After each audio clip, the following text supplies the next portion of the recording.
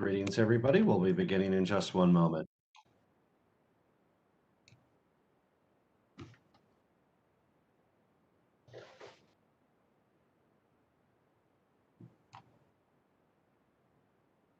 Welcome, everybody. Today is a very exciting day for the future of our planet, the future of good green jobs in Colorado, the future of lower cost electricity, lower cost of operating vehicles and cars in our state, and the culmination of many, many months of work and many folks who worked hard to bring this day about. And of course, recognition of the challenges ahead, that together that we can face as a people, as a state, as a nation, as a planet.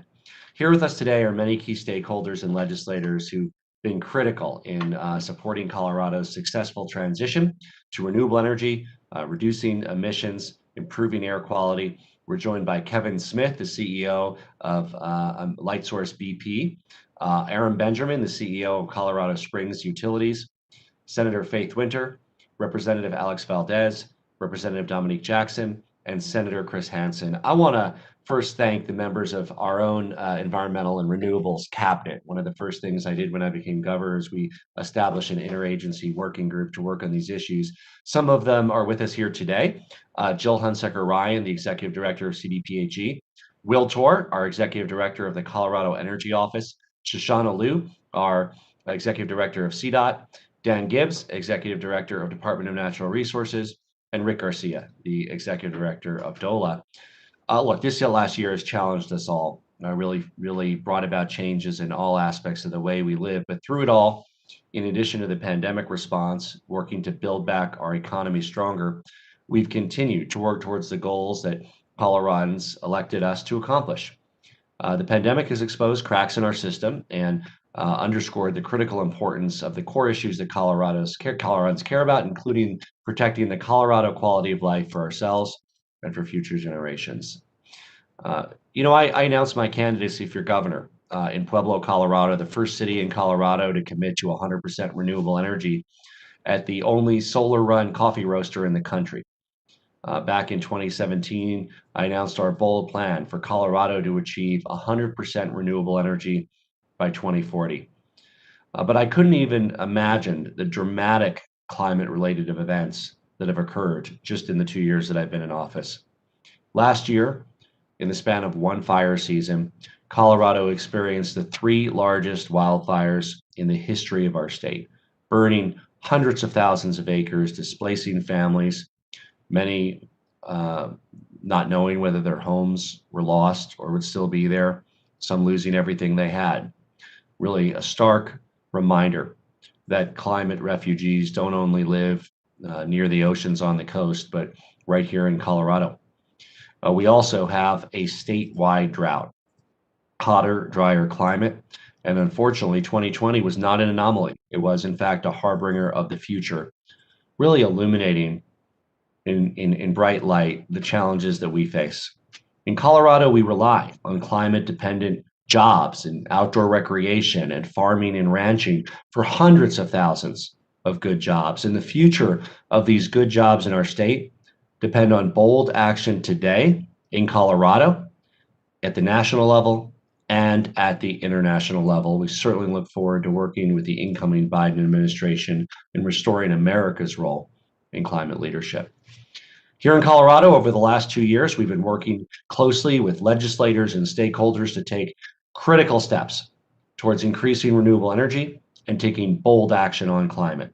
One of my very first acts as governor was to put Colorado on a path to adopting zero emission vehicle standards and expanding access to electric vehicles in our state.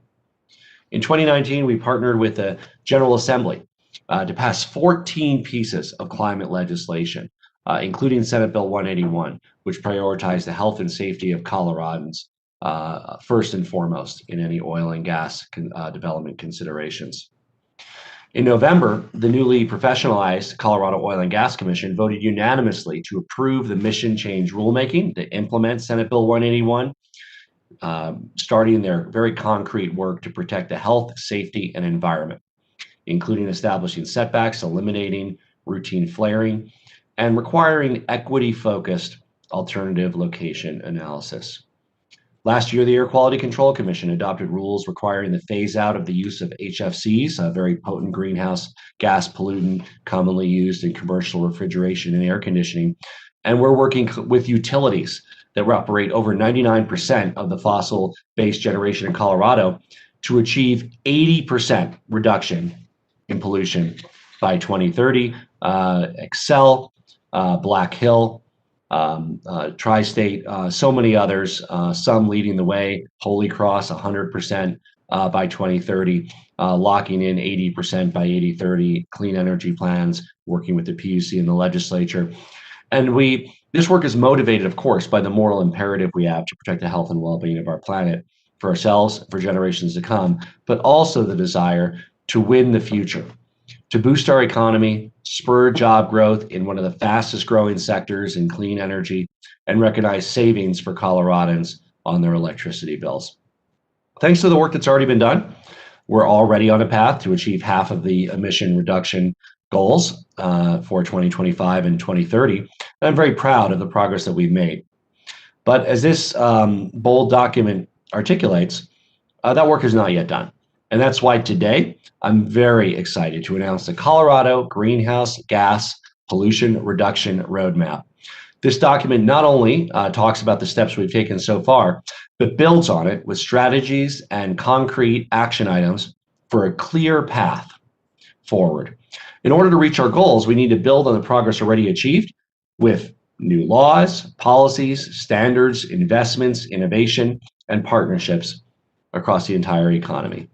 We need to continue the swift transition away from costly coal towards low-cost renewable energy and achieve deep reductions in methane emissions from the oil and gas industry.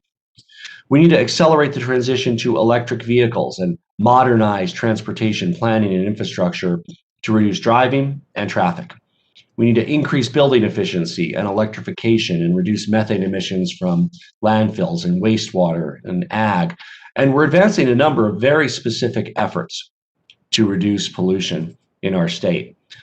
We outlined a very ambitious 2021 legislative agenda we look forward to working with our legislative partners on, including reducing emissions from buildings and gas utilities, funding infrastructure and incentives to transition to zero-emission vehicles and trucks and buses, and a budget proposal that really centers pollution reduction and climate and protects key environmental programs and proposes stimulus and strategic investments to support the work, including $78 million for wildfire relief, mitigation, and prevention, $40 million in clean energy finance programs, $5 million to support local government leadership on climate action, and the creation of Climate Resilience Office at the Department of Agriculture to continue to support our farmers in soil health and soil resiliency. In addition to the legislative work, the AQCC is poised to undertake its most impactful rulemaking calendar ever on climate, including 4 major climate-related rulemakings in 2021, covering transportation, industrial pollution, oil and gas and buildings, as well as an additional transportation rulemaking for 2022. The Public Utilities Commission will be evaluating a number of emission reduction plans and coal retirement plans through the resource planning process. Our administration sees the 80% reduction by 2030 in pollution from utilities as a floor, not a ceiling, and will engage at the PUC to advocate for the deepest possible reductions that are achievable, while of course maintaining reliability and saving consumers money. We'll be advancing critical land conservation and restoration efforts to enhance carbon sequestration on our natural and working lands, and working to improve recycling and reuse efforts, including end market development. This is by far the most ambitious and expansive planning document that Colorado has ever produced on climate change. And as we pursue this work, we also must ensure that our efforts promote racial equity and economic justice. Closely connected to this roadmap is the development of our state's climate equity framework, which will be released for public comment in the coming month. And with my commitment to a Colorado for all, I'm particularly excited about this work that centers the lives and the health of communities of color and low-income communities. This framework has been developed in close consultation with stakeholders, elevating community voices We'll provide the key principles and best practices in outreach and engagement, screening questions to evaluate equity impacts of rules, and a plan for ongoing stakeholder engagement. Look, if this were easy, it would have been done already. But I know that Colorado's future is bright as a clean energy leader. Together, we can protect the Colorado way of life that we all love and cherish for generations to come. Cleaner air, a sustainable way of life, the good green jobs of the future, and saving consumers money. Now, I'm happy to turn it over to Kevin Smith, CEO of the Americas for Lightsource BP. Kevin? Great. Thanks, Governor. Appreciate it. Good afternoon, everybody. And I want to thank the Governor and his team for inviting us to this significant event and the advancement of the clean energy economy in Colorado. As Governor mentioned, my name is Kevin Smith. I head up Lightsource BP's activities in the U.S. and in the Americas. For those of you that don't know, Lightsource BP, we're a global solar energy company. We're fortunate to have BP, the worldwide integrated energy company, as a 50% strategic partner, and that's helping us advance solar across the U.S. and we're now active in 14 different countries. A little bit about a specific project that we have in Colorado, which is one of our largest projects in the company. Last October, we started construction on our $285 million, what we're calling the Bighorn solar project in Pueblo. It's located adjacent to the Evraz Rocky Mountain Steel Mill down there, and it's really a concrete example of how the Governor's leadership in creating state-level policy has encouraged renewable energy and reduced and is on the path for reduction of harmful greenhouse gas emissions. These policies are good not only for the health of Coloradans, but with projects like this, it accelerates the renewable energy industry in Colorado. It spurred hundreds of millions of dollars of investments, and I'll talk a little bit more in detail. And in the state, creates good-paying jobs and diversifying Colorado's electricity supply with clean, very cost-competitive and secure energy. So these good policies created by the government, cultivate a strong environment for businesses and continue to grow the economy in Colorado. So the Bighorn Solar Project really is one of our most significant projects worldwide. As I mentioned, it's a $285 million project, fully invested with private investment, and it'll help Colorado reach its goals of 100% renewable energy by 2040. Project started construction last October, as I mentioned, and we're ramping up. It's about a 14-month construction schedule, and we're on our way to our peak construction jobs on site of about 300. The vast majority will be locally hired, and then you can expect that there's at least that many off-site jobs, services supporting the construction activity, as well as accountants and lawyers and all the other things that go into these types of projects.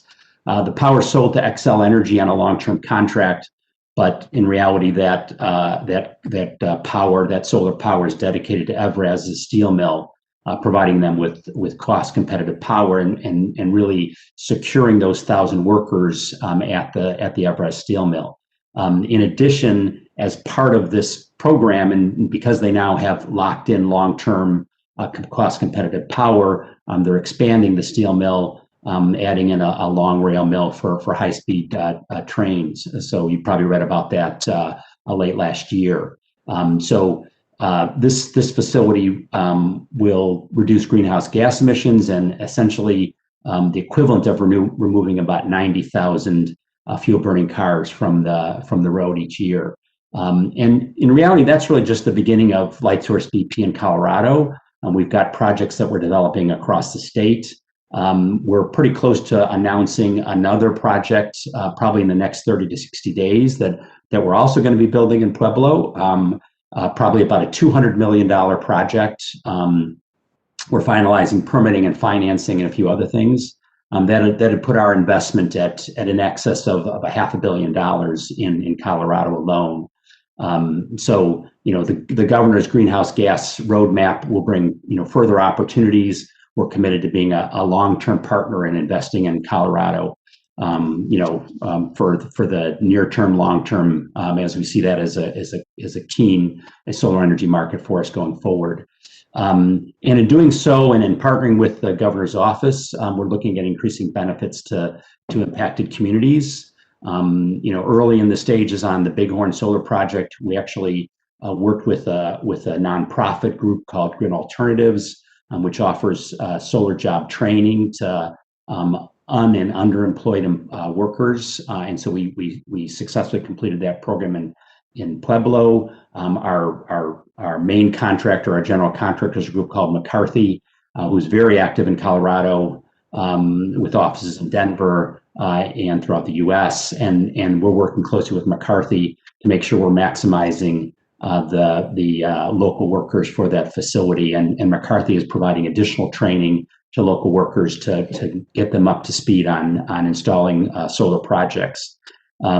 So these programs really help build a strong solar industry, creating direct and indirect jobs, supports energy security for the state, and ultimately lowering electricity costs for everybody. As solar now is truly one of the, if not the lowest priced energy worldwide, and certainly in most of the states in the U.S. So we're very happy to be partnering with the governor and his team, and to help bring a more sustainable future to Colorado. Thanks a lot. Thank you, Kevin. Now let me turn it over to Aram with Colorado Springs Utility. Aram Benjamin. Thank you, Governor. Good afternoon. I'm Aram Benjamin. I'm the CEO of Colorado Springs Utilities. It is a pleasure to join you today. Thank you, Governor Polis, for inviting me and making me part of this important conversation today. Colorado Springs Utilities is a municipally owned four-service utility serving nearly 500,000 population in the Pikes Peaks region. It is an enterprise of the city of Colorado Springs, and the Springs Utilities is governed by our elected city council, serving as also the utility board chaired by council member Jill Gabler.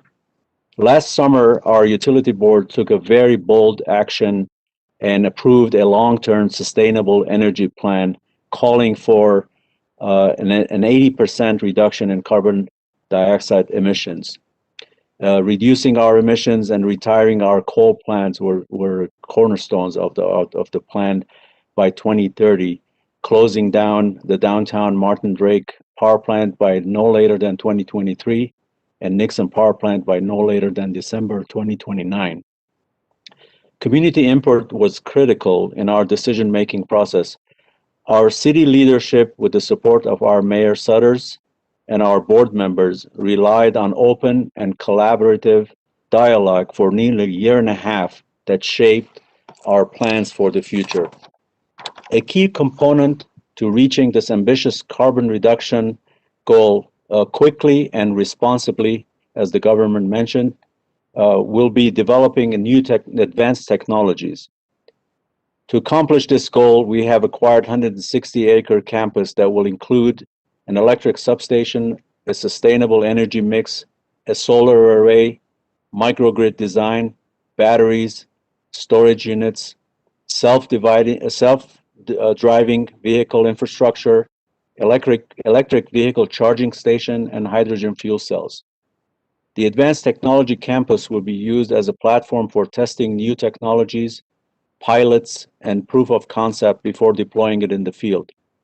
It will consist of multiple labs, including Power System Lab, Cybersecurity Lab, Communication Lab, Advanced Metering Infrastructure, and Electric Vehicle Lab.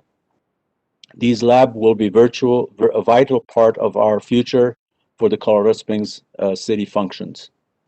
Colorado Springs Utilities is excited to continue our partnership with the state and the partner utilities for further reducing emissions and transition to clean, sustainable, reliable energy future. Thank you, Governor Polis, for your leadership. We all feel honored to play a role in charting the path to a clean energy future for Colorado. Thank you. Thank you, Aram. We'll now go to Senator Winter. Senator Winter? Hello, and thank you, everyone. I'm very excited to be here with you all. And first, I want to extend a deep appreciation to Governor Polis and his administration for the work that has been done on this roadmap and the update to the roadmap. We've been working diligently since the first draft was submitted, asking that there was more specifics, more timelines, more measurable goals, and that we included equity. And what's being released today is a significant step forward in achieving all those goals around specifics and equity and measurable goals. And I'm excited to work hand in hand with the administration to make this a reality. It takes both the legislature and the administration to ensure that we can meet these goals in Colorado as we move forward. And we know that to truly tackle the crisis of climate change, we need a definitive path forward, and this is a step to get to that definitive path forward. And we need to prioritize equity first and foremost. We're committed to that work. Historically disadvantaged communities have borne the brunt of climate change, and their voices must be centered in order for our plans to affect meaningful change. And I look forward to continuing to engage those communities at the table and bring them in as true partners. And as legislators, we look forward to codifying these targets, identifying in the roadmap in individual sectors. For example, I'm working with the administration on making sure that we are meeting our transportation goals and the carbon reduction in transportation. And we also need to ensure that we have the resources and tools necessary to meet these goals. And I look forward to working with this team and continuing to do the work. And it is of the utmost importance that everyone in Colorado has equal protection under these laws, and that we put health and safety first, and that pollution in frontline communities is addressed. I thank the administration and their entire team for all the hard work that they have put in to coming this far, and look forward to continuing the work to make sure that we make this a reality. Thank you, Senator Winter. Senator Hansen. Thank you, Governor, and great to be with everybody today. Glad to be a part of this announcement and this next big step on our journey as a state to deep decarbonization and improving our environmental performance. And I want to congratulate the governor and his team and Director Tor and the other members of the cabinet that have worked so hard on bringing us this updated roadmap. Lots of great work behind us, lots of great work ahead. And I think that's what you're hearing today, and we'll continue to work hard in the legislature, doing our part to bring this to reality. And I really appreciate the governor's remarks on the 80% in the electricity sector as being a floor, not a ceiling. We know that's a place where we can make great progress. And the electricity sector is really the linchpin of big emission reductions in other sectors like transportation. Because if we don't have a clean grid and we electrify, then we won't be making as much progress as we could have if we had increased the amount of green electricity. And so I think that's a really key part of this entire plan, and something that we're going to continue to work on together in the legislature. Two aspects just to highlight. One, I think we have a huge opportunity in Colorado of improving our transmission grid. Better regionalization, better interties with our neighbors makes it even easier and faster and cheaper to bring more renewables into the power system to achieve those larger goals. And so that's something we'll be working on over the next couple of sessions. Also wanted to highlight, particularly with the interplay of the EVRAZ facility in Pueblo and the great job creation and investment we're seeing there, we've got the opportunity to really accelerate the use of greener, lower emission building products like recycled steel, like improved steel products, greener concrete are all great examples of how we decarbonize the buildings and the roads and the bridges that we're going to need to be successful in Colorado. So it's another great way to reduce emissions and places we can work together and really fine tune this roadmap. So thank you, Governor, for your hard work. And I'll now turn it back over to you. Thank you. We are joined also by Representative Alex Valdez. Alex? Hi, everybody. Thank you for having me today. Thank you, Governor. This is a really exciting day. This is why I do this job. We are today talking about a bold set of initiatives that the legislature is going to be working to make realities over the coming session. And so, as a representative of downtown Denver and as somebody who deeply cares both in my professional life prior to being here and now about what we're doing to decarbonize, I'm excited to hear about this plan. I'm excited to take part in specifically reducing building footprints, because I think that's an amazing opportunity for the state of Colorado.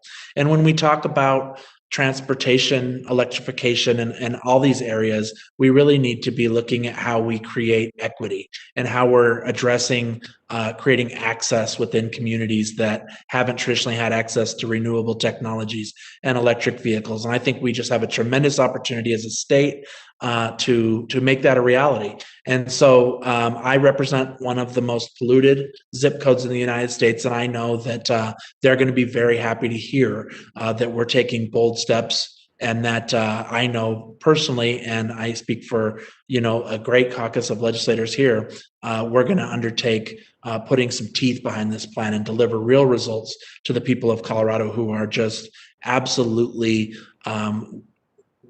believers that our environment and our outdoors are a priority. And I think and hope that this is something that we can work on a bipartisan basis and deliver some real results so everybody can enjoy this beautiful state that we call home.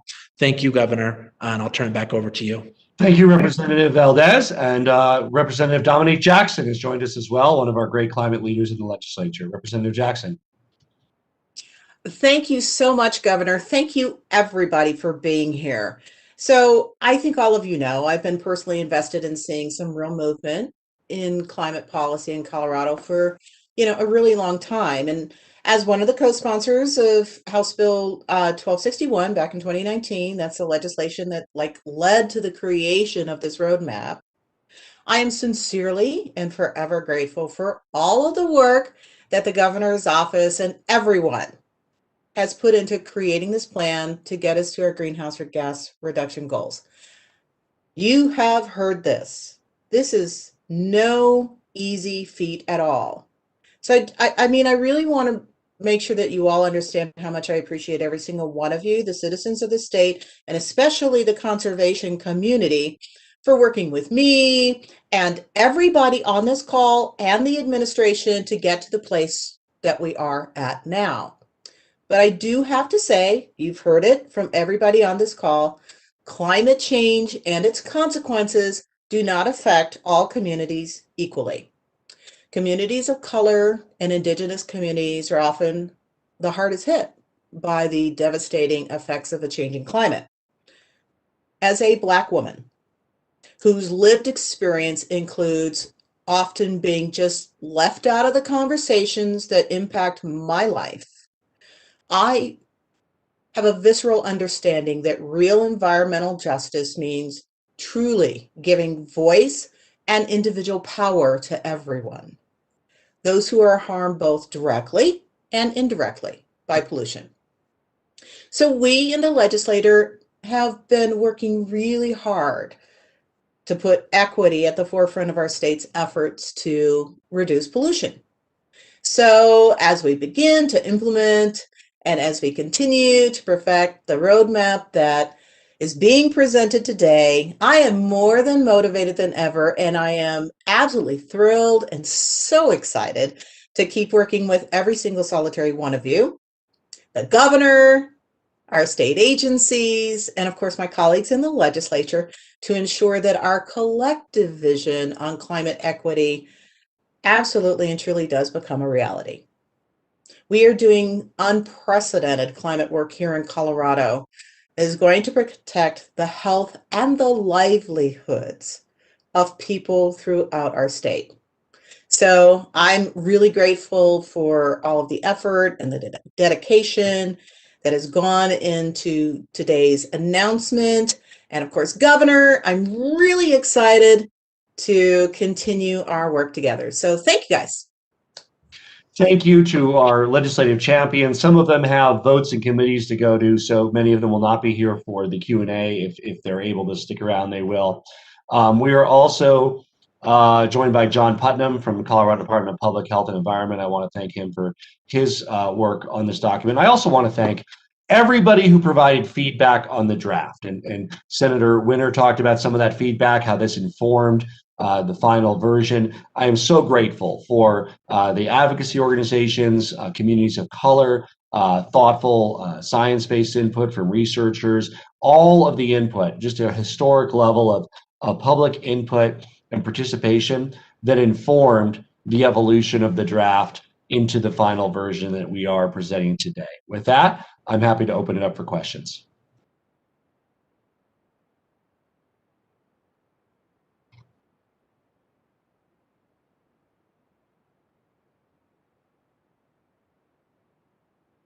Our operator will be able to go to questioners now. Thank you. This is Michael Booth representing the Colorado Sun today.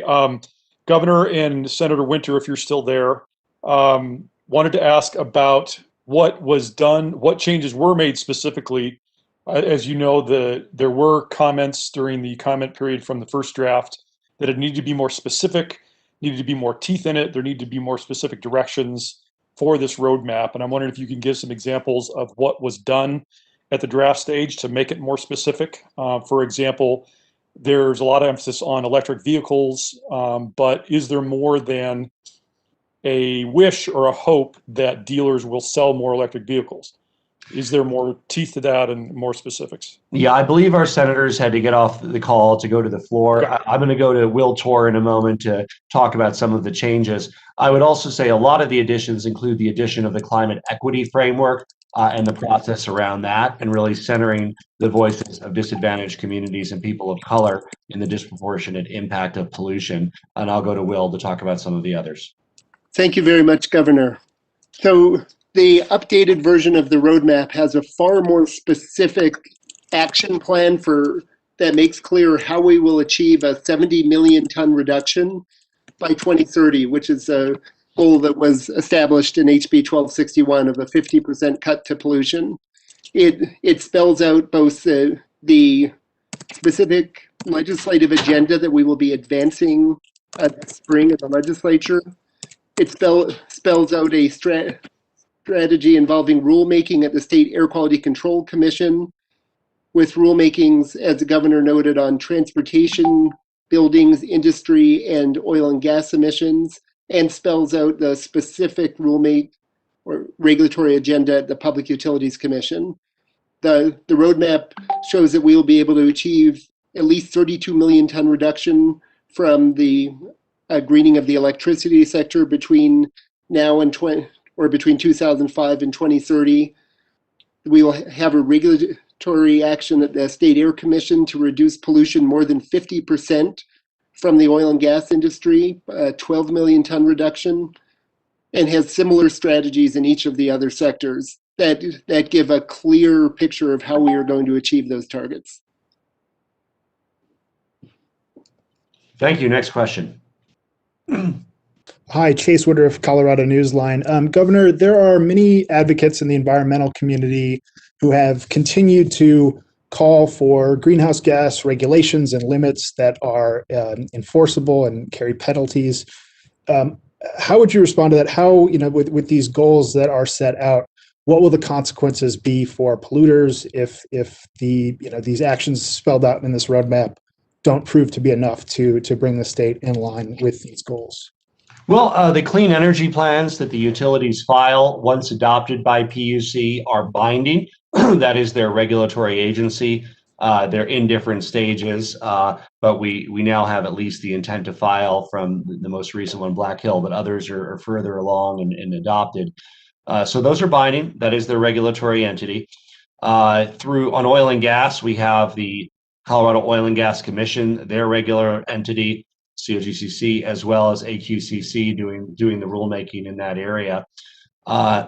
In those two areas, the authority in those entities is able to ensure that the actual reductions in pollutions occur on schedule, because they're subject to those entities. There's additional legislation needed, investment in clean energy. A lot of the work around transportation make sure we have more charging stations. There was, of course, the recent work by PUC around Excel, but that's part of it. But there's also looking forward to working with the state legislature on modernizing how we fund transportation and making sure that we can reach our ambitious goals around zero emission vehicles.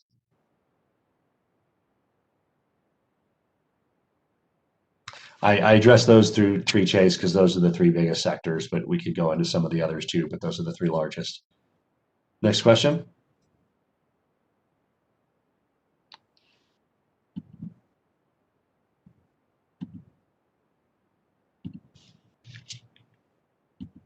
Okay, if there's any final questions, going once, going twice, we'll give you one more chance to opine.